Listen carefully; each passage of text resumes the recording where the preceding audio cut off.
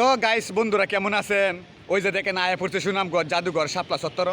ওই যে শাপলা চত্বরটা এখন দুপুর, মনে করেন যে 12টা বাজে।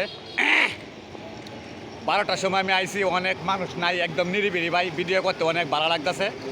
আর ওই যে পাশাপাশি দেখতেছেন এটা হলো মনে হয় পুষ্কুনি, যা শাপলা চত্বরের পাশে যে পুষ্কুনিটা, এটা হলো ওই পুষ্কুনিটা, ঠিক আছে। আর অনেক সুন্দর ভিউ ভাই, এই টাইমে কিন্তু প্রচুর ভিউ, ঠিক আছে। আমি একটু ঘুরতেছি আজকে, কিন্তু এরপরে যাইমো সুনামগঞ্জ ব্রিজও।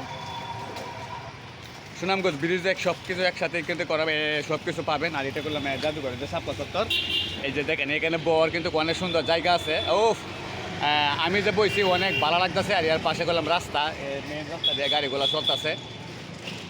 তো ভাবছিলাম যে বিকালে আইমু, আর বিকালে আইতে পারি নাই, কিন্তু এখন কিন্তু আয়া পড়ছি।